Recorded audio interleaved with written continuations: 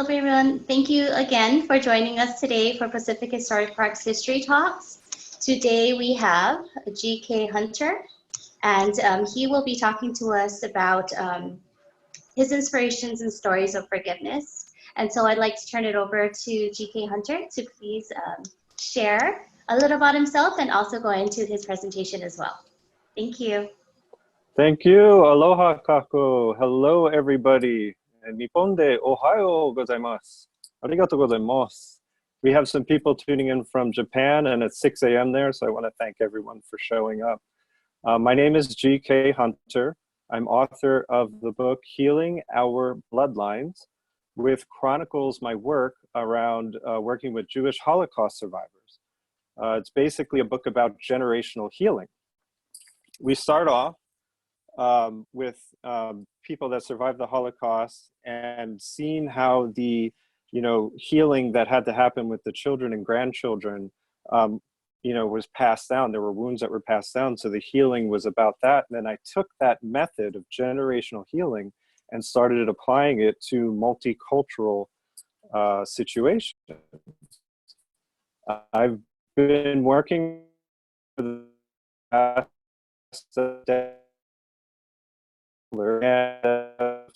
gatherings.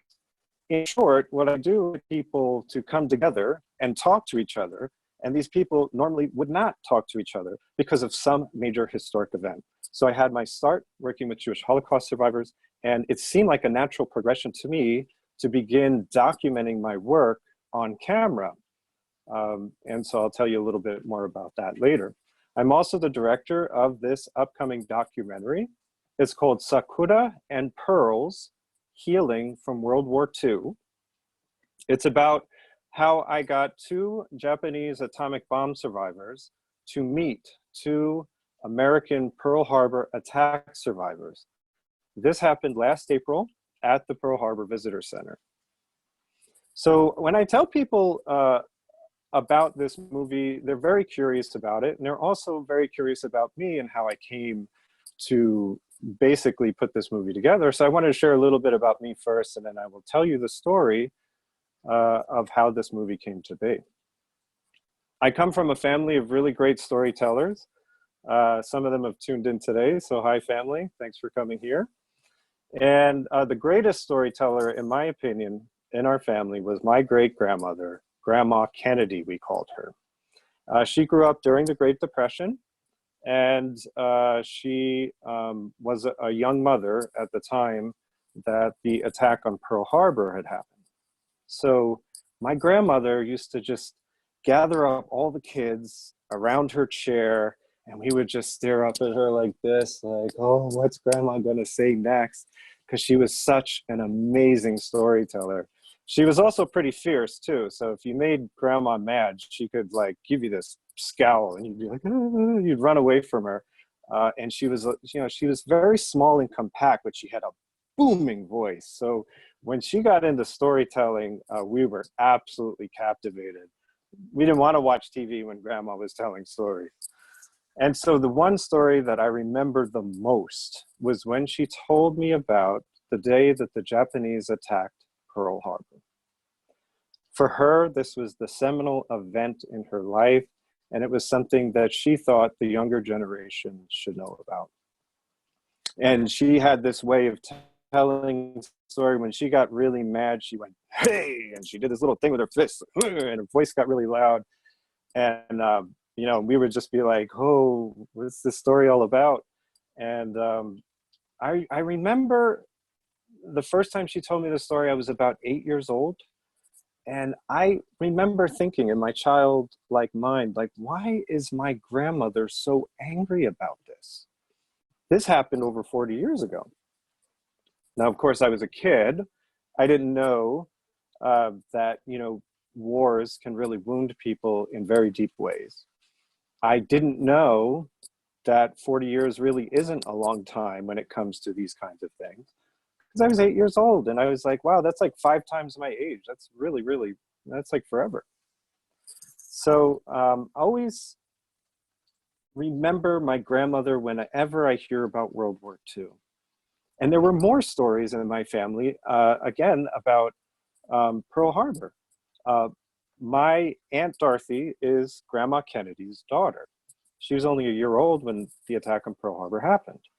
And when she was 5 years old, she remembers going on the USS Missouri, which is the ship where General Douglas MacArthur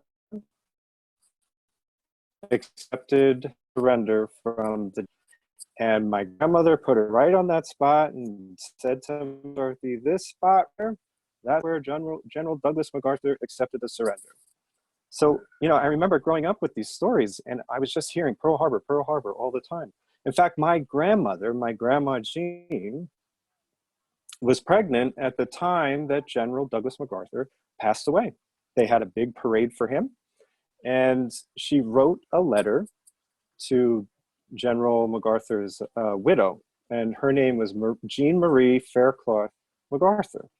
And my grandmother said, "Dear Jean Marie, Mrs. MacArthur, I am naming my son who I'm about to have after your husband." And he was named Douglas Wentz MacArthur. And she actually got a letter back from Mrs. MacArthur saying, "Thank you for the gesture." So I grew up hearing these stories, and I share these stories with you because I always knew a lot about Pearl Harbor. Actually, I learned more from my family about Pearl Harbor than I did from my high school education. But I never heard stories about the atomic bombs. I'd heard the names Hiroshima, I had heard Nagasaki, I had seen the mushroom cloud videos and the old footage, but no one ever really told me the story of that. And as an American, growing up in America, I thought, you know, I should know the other side of the story. And it was just something that just was always in the back of my mind. And so I finally said, listen, I'm going to go to Japan. I want to go to Japan. I've always wanted to go to Japan. And so I flew out to visit a friend in Hiroshima. And when I was out there, you know, I was just really just blown away by seeing the atomic dome. So I would like to tell you a little bit more about that in just a minute. But people always ask me when I tell them about this movie, Sakura and Pearls, Healing from World War II, they always ask me, like, why did you make this movie? You're not Japanese. And many times people will say this to me, why did you make this movie? You're not Japanese. To which I reply, oh, you noticed. I don't know what to say. Yes, I am not Japanese. And it is true on Oahu, especially, that you can be part Japanese and not necessarily present as Japanese. But I'm not Japanese at all. And then people usually ask, like, okay, so you're not Japanese. You weren't alive during World War II. Did any of your family, you know, were they involved directly in the attacks? I said, no, actually, not that I know of. And they said, so why are you making this movie? And I hear that question is, why do you care so much about this? Which I do. Well, to answer that question, I need to tell you the story of how this movie happened to me. I didn't plan on making this movie. It just happened and I went with it. So I'd like to start my story with a slide presentation about how I met Okihiro Terao-san, an atomic bomb survivor in Hiroshima, who survived the atomic bomb when he was only 4 years old. Can we start the slide presentation, please?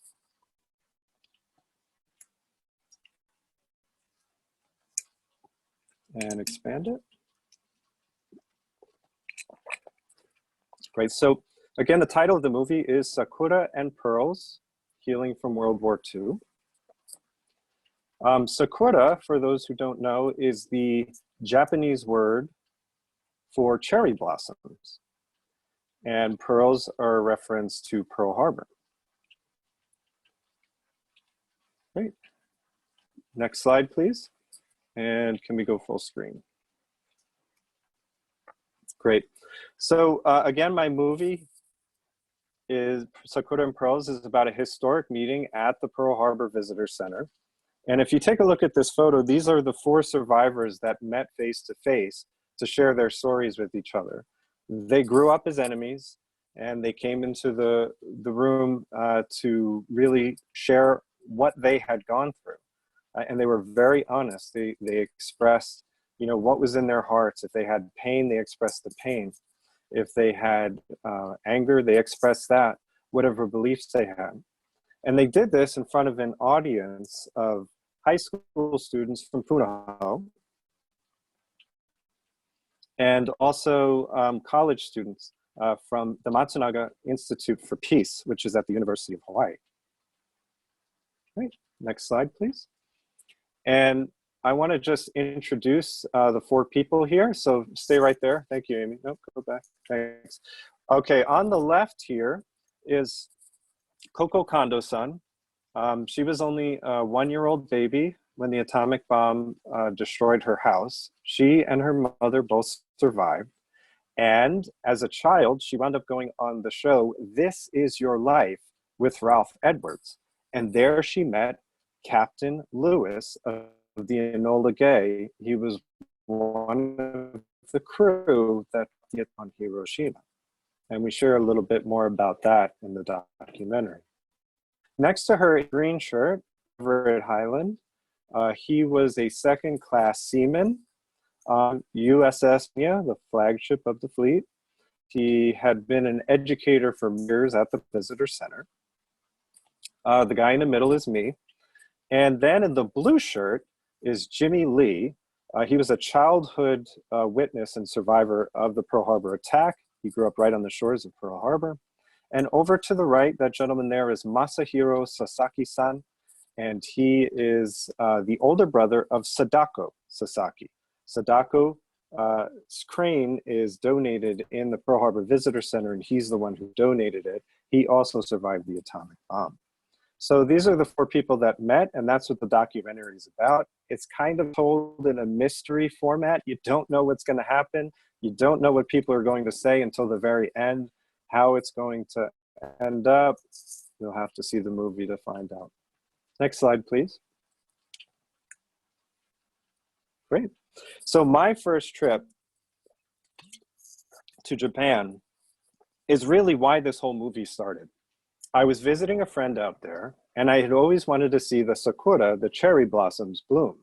And if you ever get a chance to go to Japan in end of March, early April, depending on which island you're on, it is magnificent. You must see it. It's something that's beautiful in photos and even more amazing in person. And there I am in Hiroshima seeing these. Some of the cherry blossoms are like white and they're popping open. Some of them are more pink, some of them are red. There's different species of the trees all over the place.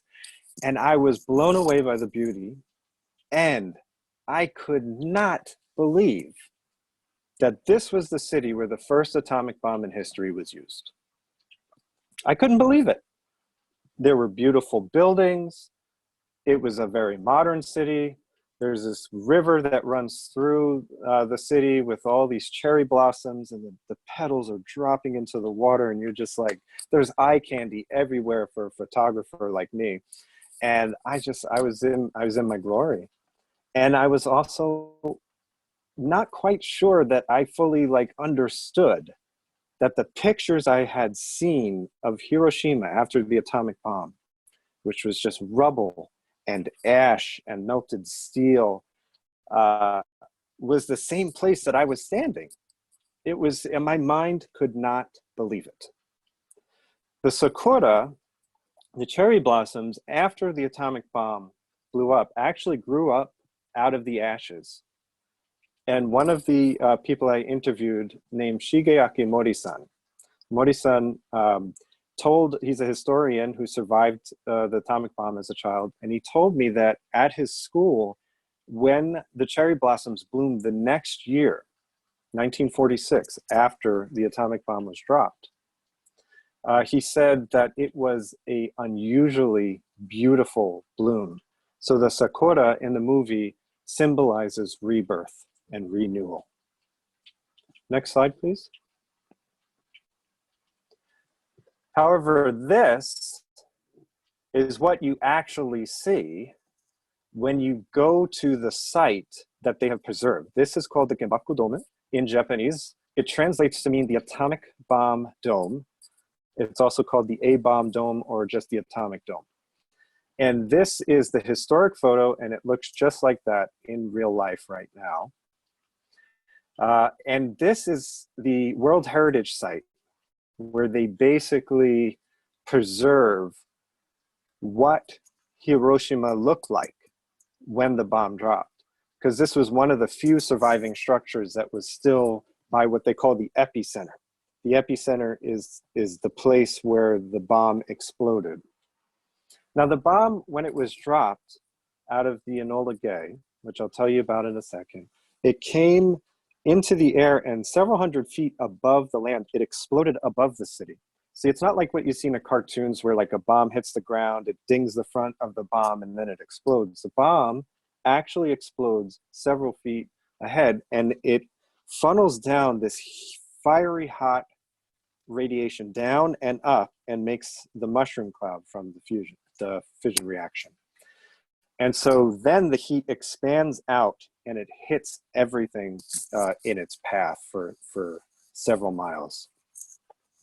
On August 6, 1945, the B-29 bomber called the Enola Gay left from the Mariana Islands early in the morning.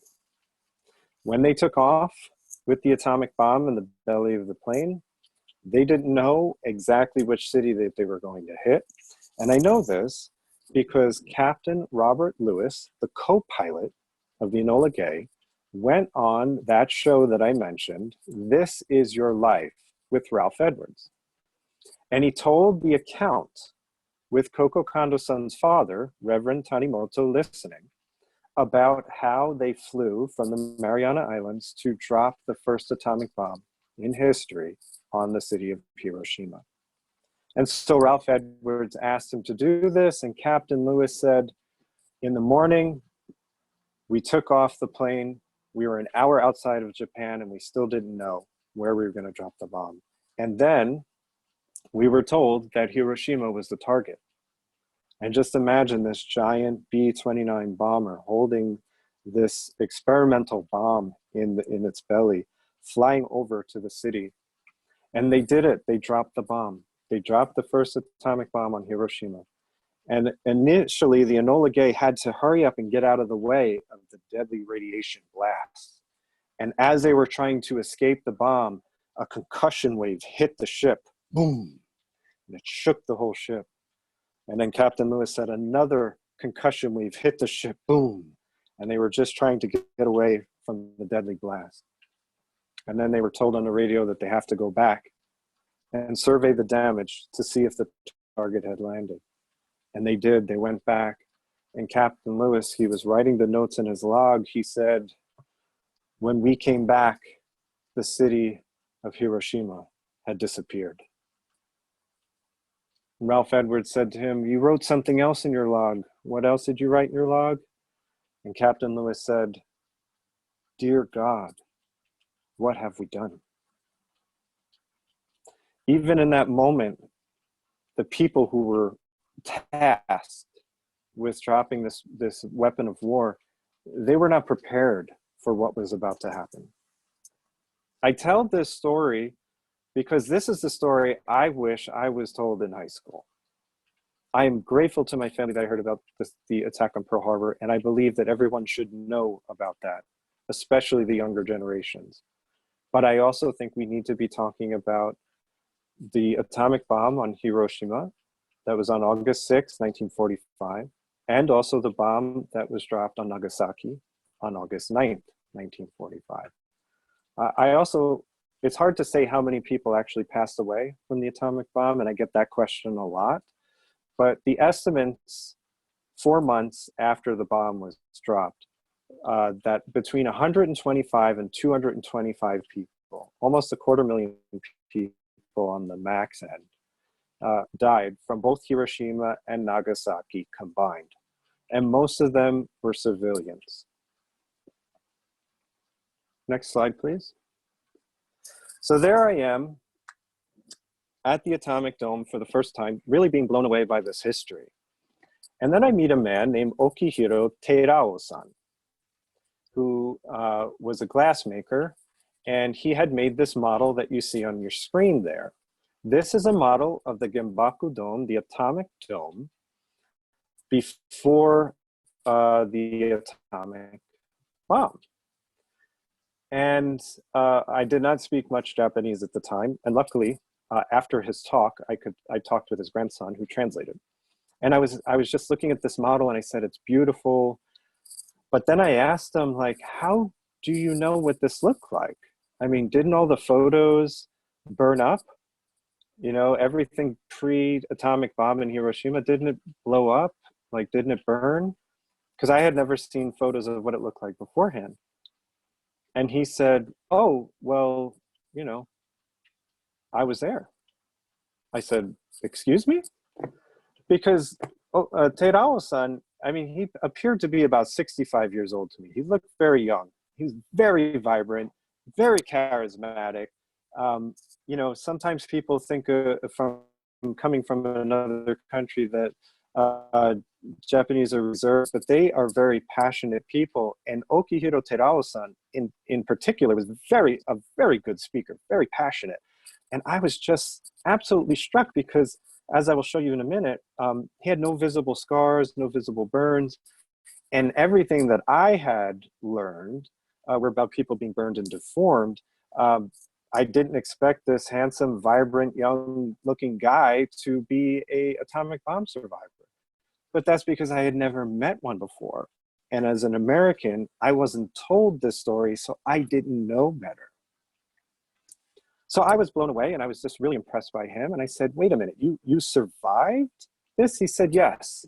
I was 4 years old when the atomic bomb dropped, and I reconstructed this from my memory of the atomic dome. So now, many times you'll find him on the weekends, and he'll be volunteering there, speaking about his experiences, so that people understand the history behind this atomic dome and why we still keep it around as a World Heritage Site. So he started asking questions about me. He said, well, where are you visiting from? I said, oh, I'm here from Oahu in Hawaii. And I'll never forget it. He looked at me and he was like, oh, Anthony, sagoi. Watashi wa Hawaii ga daisuki desu ne. Which means, really? That's amazing. I love Hawaii. And he started telling me about going to Waikiki and going to the ocean and Diamond Head and all his favorite places on Oahu. So we bonded over our connection to Hawaii. Next photo, please.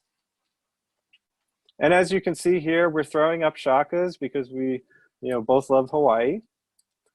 And again, I was just very struck by his presence. I felt an instant connection to him. He had a very deep impact on me.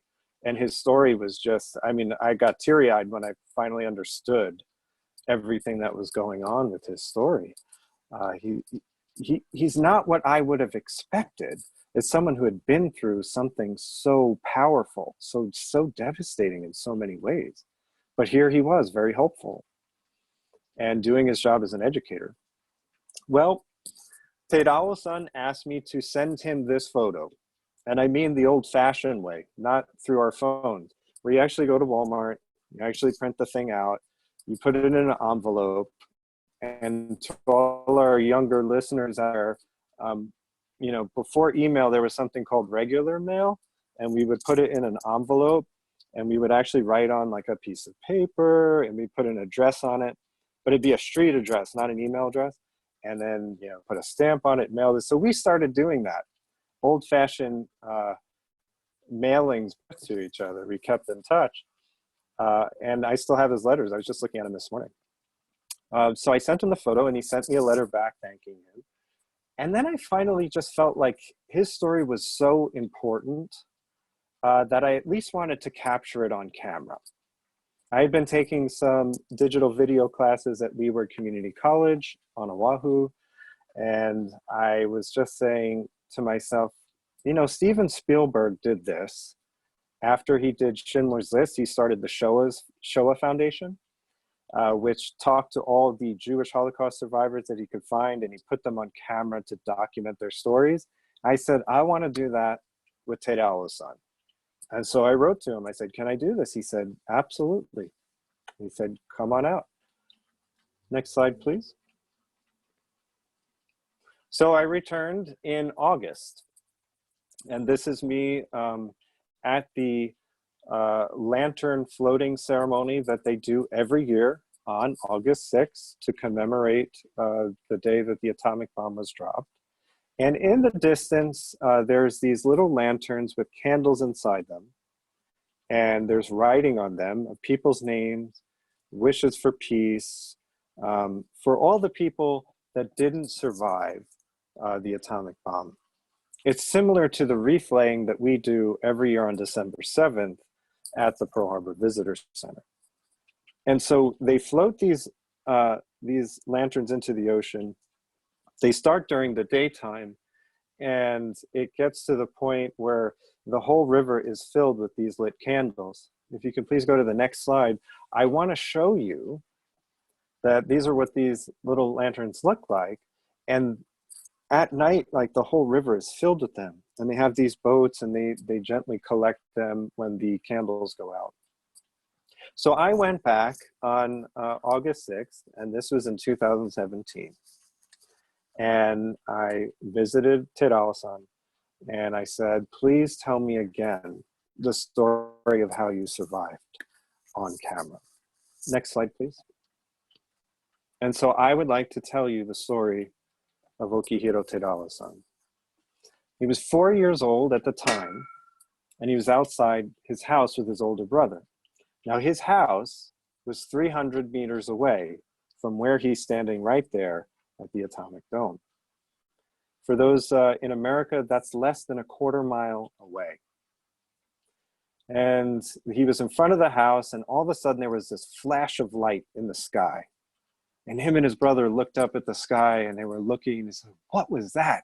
They had never seen anything like it.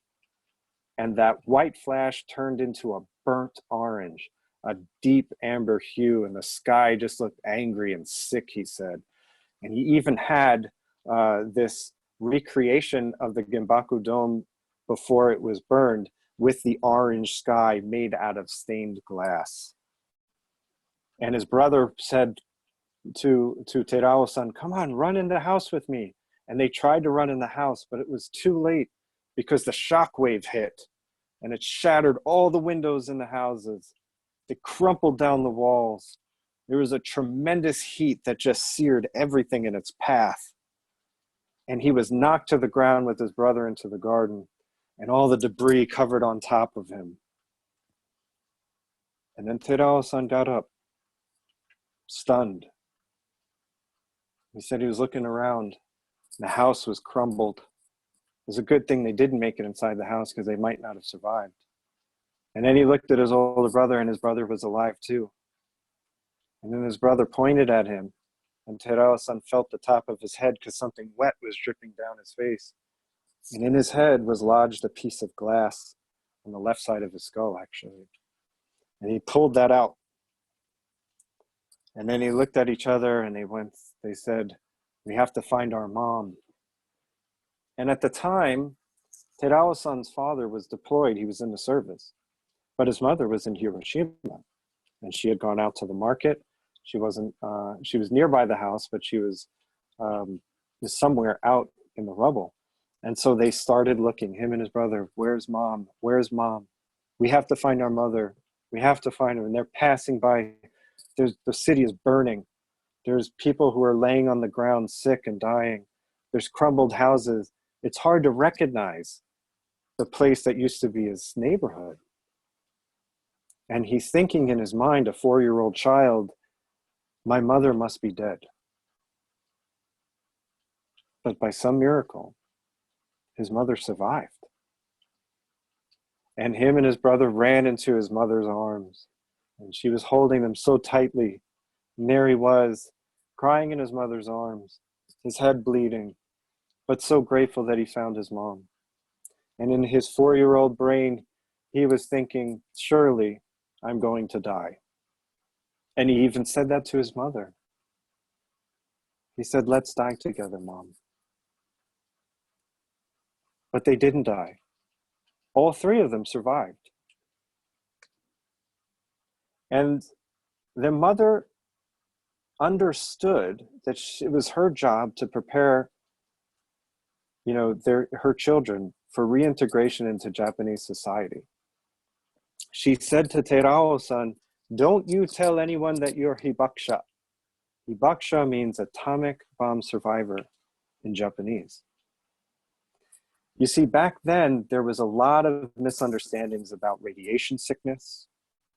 There was a misunderstanding that, you couldn't necessarily catch it from another person in a way that it would instantly kill you.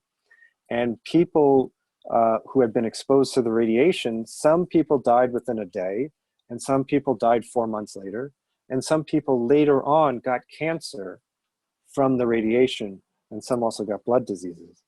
So it was kind of this fear thing that they didn't want to catch it. And there was also a shame component about it, especially if you were one of the hibakusha, the survivors, who had a deformed face or scars on their body from the atomic bomb blast. So he always remembered what his mom said. He said, Terao-san always remembered to hide the fact that he was an atomic bomb survivor. It was the burden that he had to carry. That's how he worded it to me.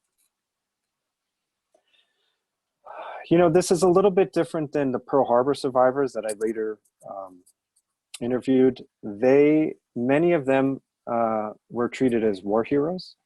And if they were injured and survived the Pearl Harbor attack, they were given Purple Hearts.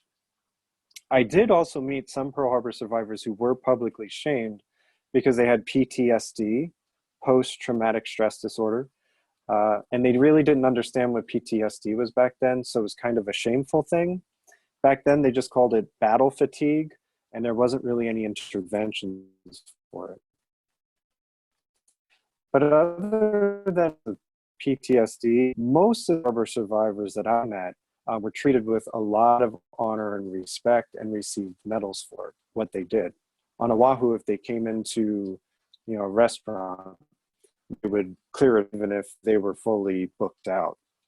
But in Japan, no one got medals for having the atomic bomb.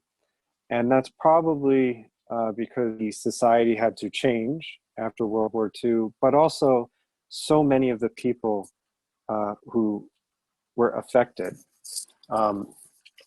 unfortunately, they were civilians. So Terao-san kept a secret that he was an atomic bomb survivor for many years. And unfortunately, his mother did pass away from cancer from the radiation sickness that she was experiencing, from the radiation exposure, excuse me. So he had thought that his mom was going to live much longer than she did, but unfortunately, there was a ticking clock after the atomic bomb. And he misses her very much. But he wanted to honor her wishes of keeping it a secret that he had survived this, but it just nagged at him every day. So he finally, one day, many years after his mom had passed away, he called up his brother and he said, we need to get the special survivor book and tell people that we're atomic bomb survivors. Now, this special book is instructions on what to look out for if you were affected by the atomic bomb. Symptoms, treatment care options, and there's also healthcare provided if you're registered as an atomic bomb survivor. Well, he finally did it. He went into the town hall, he got the book, and he said to me, when I got that book, it felt like a burden had lifted off my neck. He said the secret was out. And that's when he began his career as an educator. And he's been in Japan's Newsweek, he's been on TV several times, and he's an important inspiration for my documentary. So again, a lot of people ask me, why did I make this movie? After I met Okihiro Terao-san, I couldn't not document his story. It was too important. And then my mother said to me, well, why don't you go interview Everett Highland? I met him at the Pearl Harbor Visitor Center, and Jimmy Lee and all that. And I said, you know, you're right. I should also document their stories as well. And then it finally occurred to me, like, wait a minute. These people over here that I'm interviewing from Japan and these people I'm interviewing here from Pearl Harbor, what would happen if they met each other? And a documentary movie called Sakura and Pearls. 75 years after World War II, Japanese Prime Minister Abe and former US President Obama met in Hiroshima to honor the fallen. Honored guest Shigeaki Mori-san was only a young boy when the atomic bomb exploded over Hiroshima. The photo of President Obama hugging Mori-san made the front page of every major newspaper worldwide. Now, I was sitting in the home of Mori-san to ask him the big question. Do you forgive Americans for dropping the atomic bomb on Hiroshima? 許します。その理由。日本とアメリカを筆頭とする国がね。だから、決して相手を非難することはいたしません。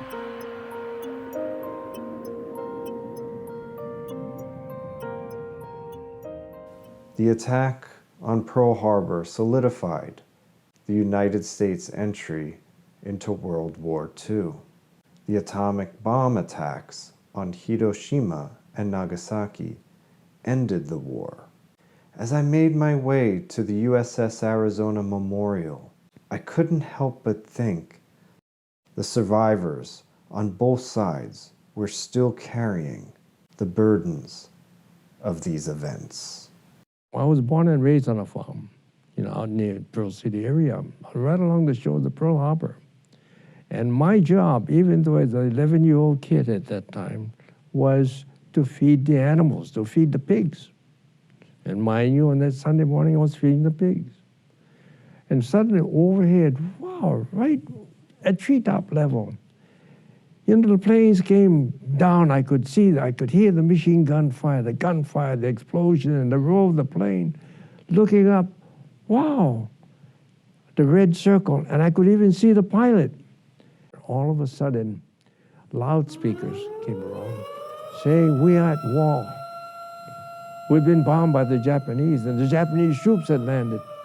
And let me tell you, that's when my life changed. It was not fun anymore. No, it was fear. I was crying and we were scared. Fear. My life changed. Find out what happens when I bring the survivors of Pearl Harbor to meet the survivors of the atomic bomb face to face. Thank you. If we can go to the next slide, please.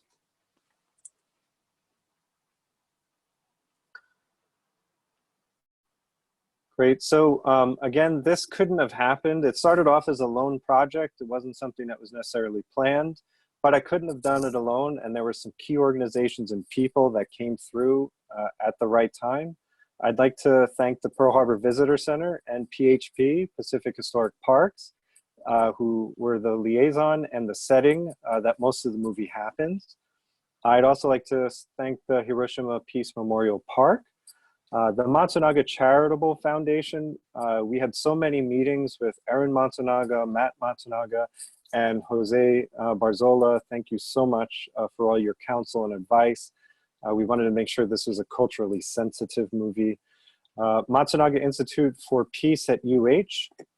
Of course, Okihiro Terao-san, Koko Kando-san, Masahiro Sasaki-san, to Shigeaki Mori-san, arigatou gozaimashita, and Jimmy Lee and Everett Highland, who are both beloved educators at the Pearl Harbor Visitor Center. And I'd also like to thank Seeds of Peace, started by Maya Satora and also Carrie Urosevich, They are doing programming about peace building on Oahu, and I'm sure it'll only be a matter of time before they're doing that on an international scale as well. They're both in the movie, and thank you so much for your contribution.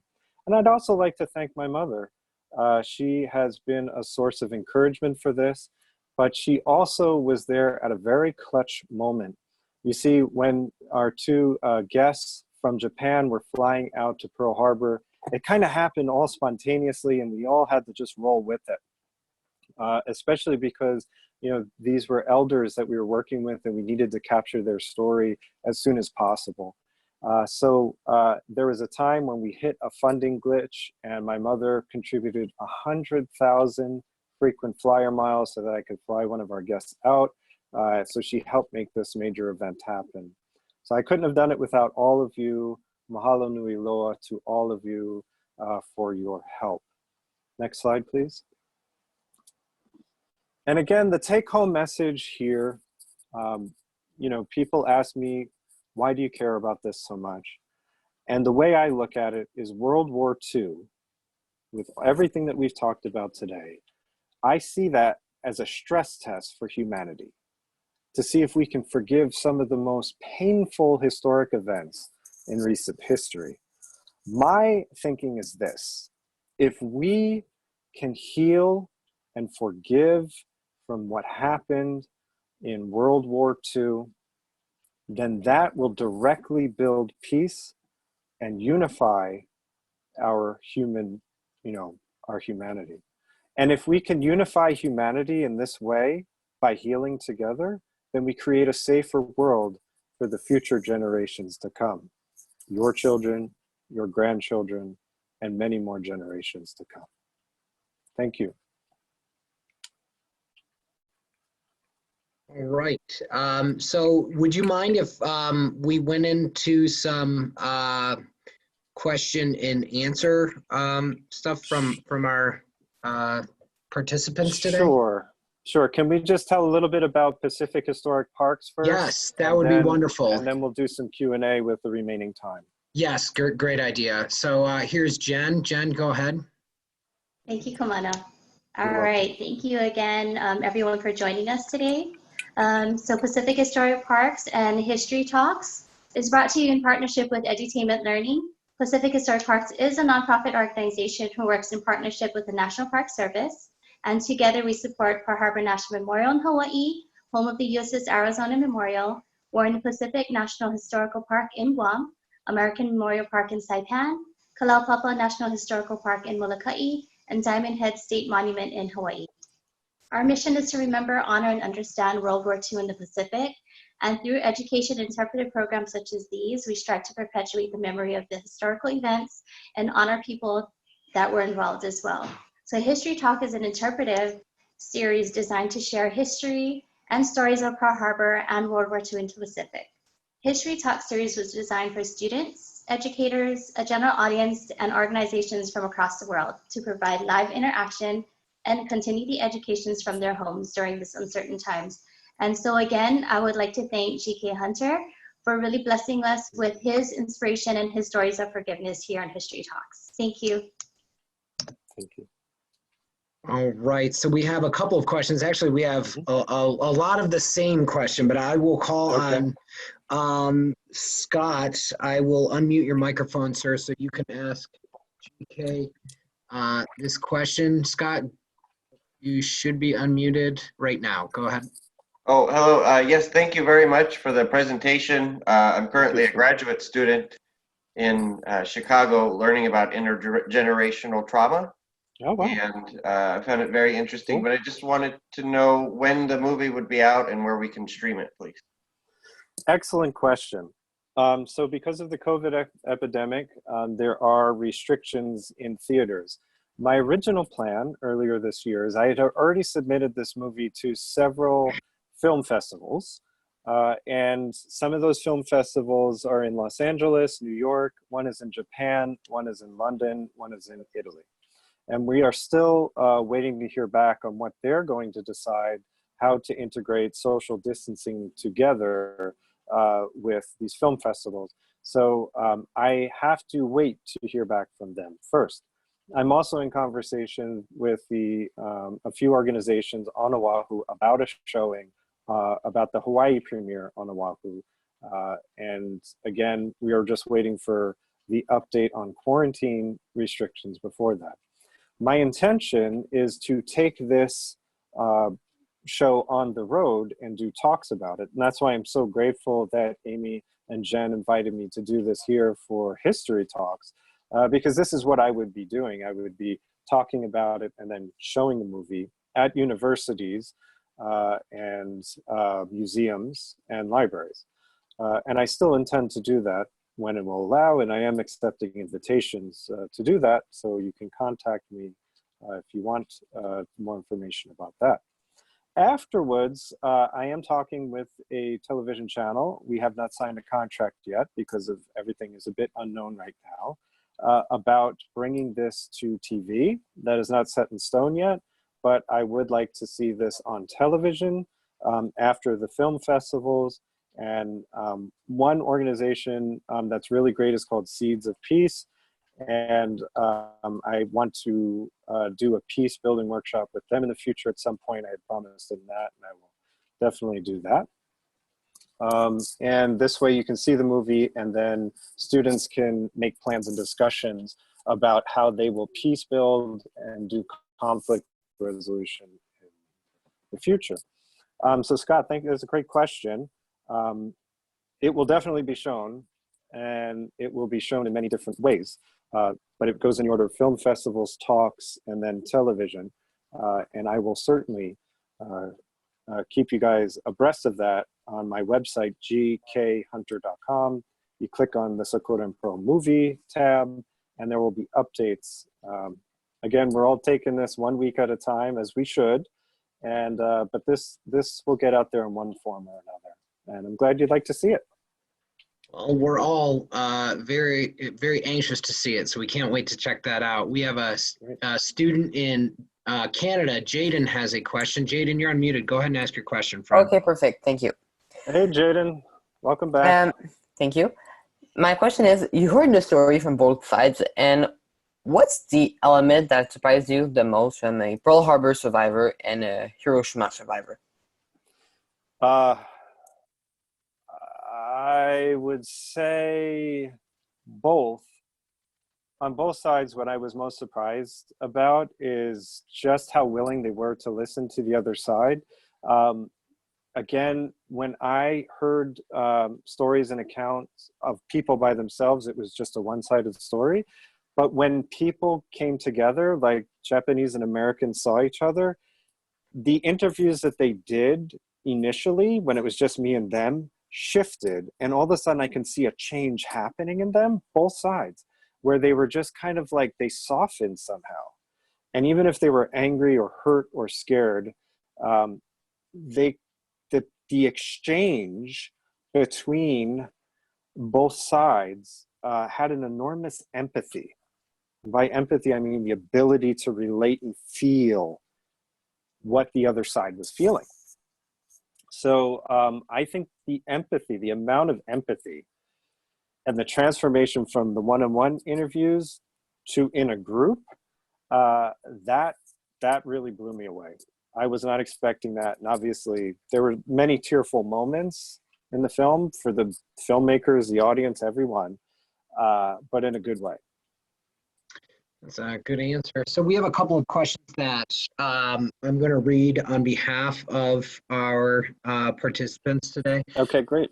So Patricia wants to know, does your film address the background of why the U.S. government felt the need to drop the bomb to end the war? She goes on to say that she's been opposed to the dropping of the atomic bomb since she first learned of it when she was in school. And so she kind of wanted to know as far as, does this get addressed at all in your film? So there were many lines in the film that I wanted to cover, you know, that were very difficult to fit into a focused movie. And eventually, when I was making my final decisions of what to include in the movie, I thought of one of my mentors, Jimmy Lee. Jimmy Lee was in the trailer. He was an educator, a very sought out educator who had witnessed the Pearl Harbor attack. He had gone to the Mariana Islands. He had gone to Hiroshima and Nagasaki. And he said, when back in the days, old days, when he was growing up, teachers just told you what to think, and that's it. You know, you wanted a good grade, you said what the teacher said. But he looked at teachers as coaches, you know, that it's your job to present all the information and to let the viewer or the student make up their mind. And it was the same thing for me back in the old days when I was going to high school back in, you know, the 1900s. I got that same impression that I was supposed to think what the teacher taught me to think. And what my goal is to tell both stories, not put an agenda on it, not make it political, not say at the end, and we must do this, other than to hear each other's story. And that was the approach I took with this movie, because I think if you just tell it from the heart, both sides of the story, without putting an agenda on it or without trying to convince somebody to sign a petition or do something, there's nothing wrong with that. But I approached it as what Jimmy Lee modeled for me is tell this story, tell it truthfully and uncensored, tell this story same way, and then let the viewer and the student make up their own mind. And so that's how I approached this. And I did not delve into the reasons why these were done, because that's not what the survivors were sharing. They were sharing how they survived and where they are today. And I think what makes the movie so powerful is that it actually focuses on that without getting, you know, caught up into tangents. And I first want to say to you, I totally understand your stance. Okihiro Terao-san, who I told the story about, is an advocate for denuclearization, and I respect that. And we try to voice as many voices in the film as possible without necessarily picking a side. Sure, and to add, Patricia had added, and I didn't get a chance to, because I was getting inundated with a bunch of questions from our participants today. Oh, that's good. But she wanted to add that she was opposed to the dropping of the atomic bomb since she first learned of it, but once learned that her father was in San Francisco and ready to be shipped out to Japan, had the bomb not been dropped. So obviously her perspective changed her original conclusion for that. It is the seminal question that I hope everybody who watches the movie starts thinking, like, why did we do it? Was it necessary? Is it necessary today? I want them to answer those questions for themselves. So I present the movie in a very neutral way. It was more about, here are the human beings, heart to heart. Let's talk about this in an uncensored way. Yeah, and that discussion is a very rare discussion that we get to experience. So we really thank you for taking the time to create such an I can't wait, but it looks like it's going to be an amazing film. We have another question from somebody who would like me to read it for them. Katie, she's in Los Alamos, and for those of you who aren't, for those of you who aren't aware of what Los Alamos is famous for, they had something called the Manhattan Project, which was the birthplace of the atomic bomb. She was wondering if you ever spoke to any of the scientists who were on the Manhattan Project or involved in the bombing creation, and how they feel now. I know that Robert Oppenheim was obviously regretting all that stuff. But yeah, she kind of wanted to know where you were with that, like if you got to speak to anyone who was involved in the creation of it. I have not talked with anyone who was involved with the Manhattan Project or Los Alamos, which I've actually been to New Mexico quite a few times, and I have not spoken to the scientists yet. Most of my experts that I was talking to were about conflict resolution and about the history of World War II in terms of the actual battles. But I would be curious to interview them. And one thing I'm realizing from this movie is that it's one chapter in a conversation, and I hope someone from Japan makes a movie in response to this. And there's so many other voices and people that I want to talk to about this. So in many ways, I feel like this movie is just the beginning of an ongoing conversation. And so I haven't talked to people in Los Alamos yet, but it's something that I've always wanted to do. I'm sure I'll get there someday. Yep. So we have a question from Sunoku who asked me to read this. Okihiro-san. Yeah. Sunoku says, "Good morning. Thank you, Kamana, for Ohayou sharing your gozaimasu. story." So they have one question and they would like me to read it on their behalf for you. Okay. Sunoku is a grandchild of a bomb survivor. And their question is, what do you think about the difference between forgiving and justifying?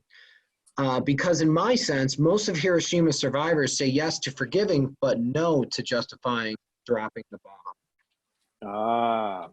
So as I'm understanding Sunoku-san, the question is, there's a difference between forgiving and condoning, meaning saying that it was justified that the bombs were used in World War II, and versus forgiving, kind of like forgive, but we never forget. What I think of that is that forgiveness is a very individual process. And this is what I learned from the experience firsthand making this movie. Some people can forgive without necessarily believing that the bomb was justified, that they should have done the bomb. One of the things that we do explore in the movie is whether or not how do I say this? We explore whether or not the belief that the atomic bomb ended the war, it was that the thing that ended the war. And if it didn't end the war, then was it part of it? Was it necessary? I can't answer that question directly, but it is something that is addressed in the movie. I think it is possible to forgive, but not necessarily condone, and not necessarily say that was justified. And for some people, they will never forgive unless somebody admits that it was unjustified. That's that person's forgiveness process. But the people that I interviewed were willing to move forward and forgive in the spirit of moving forward and acknowledging that both attacks had harm that was done to the other side. That is an excellent question. I do not come from a survivor lineage, and I don't think it is my place to necessarily answer that question. But it is my job to ask that question of people. And yeah, in the spirit of Jimmy Lee, like, I don't tell people what to think. I ask them what they think, and I present those voices to people. But I do want to validate that some people forgive, even if they don't believe it was justified. And some people on the American side let go of their need to justify it and say that was war, or they should have done it or shouldn't have done it. I've heard people from both sides say that. So on American and on Japanese side. It's an excellent question, and it's something that I think needs to be discussed by many voices, not just one expert. So we have an apology. So we're getting questions here and there where people are asking me to read on their behalf, and so Okay. I'm going to respect that. So they want to know, has your perspective changed since you began this journey, as far as your perspective on history? Because you mentioned about how it was not very like deep when you learned in high school about this stuff. So when you went down this path, what changed as far as your perspective on this major historical event? Well, I really wasn't taught about it in high school, and I was very disappointed in that, and actually upset that I was not given this information as a future leader. You know, people of the younger generation should see themselves as future leaders, and they have a right to know this information, in my opinion. So I really just knew that the bomb was dropped. I didn't know what it was in response to. I knew it was Hiroshima and Nagasaki. I knew what the mushroom cloud looked like. that was it. That's what the American education system gave me, which I think is grossly inadequate. And this is why I give these talks, to make sure that younger generations have access to these stories from the sources themselves who witnessed it. As I got more into the details, I think what was transforming to my heart, what made my heart grow, was hearing the painful stories of civilians that were affected by the atomic bombs, and hearing the stories of military families that had to live with the pain that their grandparents went through on the Pearl Harbor side. The pain was unescapable.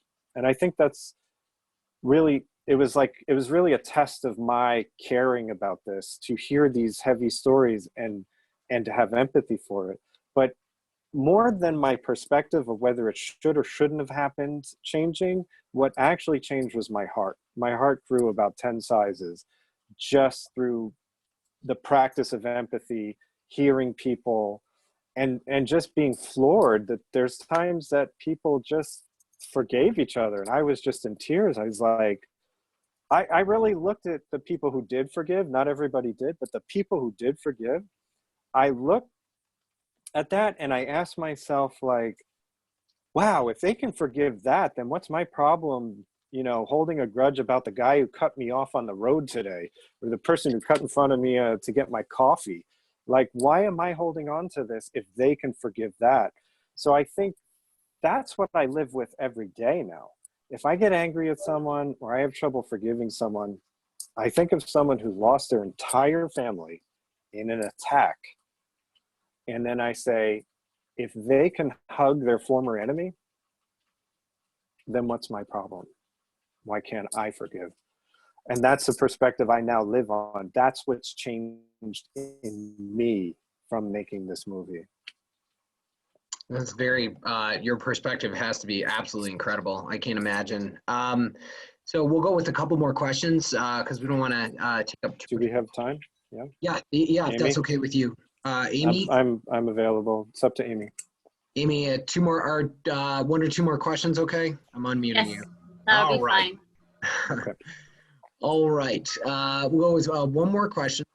And they want to know, when you brought together Pearl Harbor survivors and Hiroshima survivors, did any friendships blossom from that? You're going to have to watch the movie to find out. My All little right. secret. There we go. Okay, I I'm figured not telling you nothing. that might have been the coup de grace to the movie. All right, so Jen and Amy, I will start your video and we can say thank you to everybody. So you guys, Amy, you are unmuted. We just want to, oh, go ahead. No, you go ahead, Amy. Okay. We just wanted to thank everybody. We want to thank you, Kamana, for sharing your story.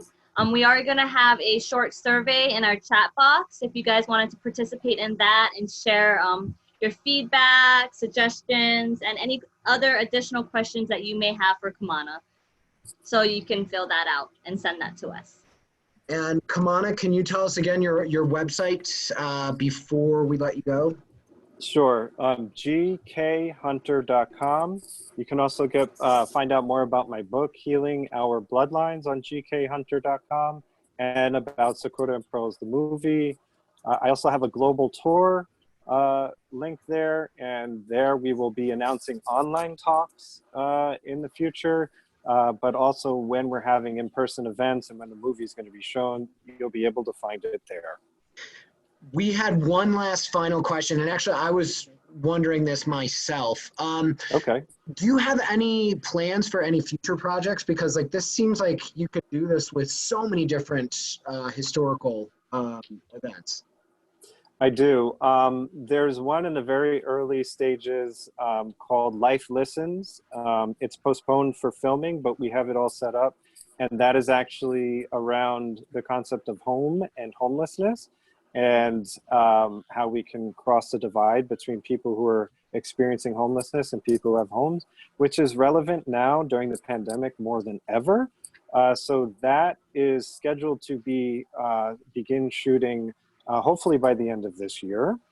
And also I have a preliminary sketching outline for a documentary called Healing the Holocaust, which takes descendants, the Jewish Holocaust survivors, second and third generation Holocaust survivors, and meets with second and third generation German Nazi officer families.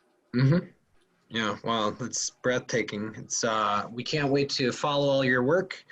And again, everyone, thank you for joining us for this riveting history talks. Thank you, everyone. We appreciate you all greatly, and I'm going to unmute everyone so we can all say thank you to GK for spending time with us today. Thank you very much. Thank you. Mahalo. Thank Thank you. you. Hello. Thank you. Mahalo. Thank you. Thank you.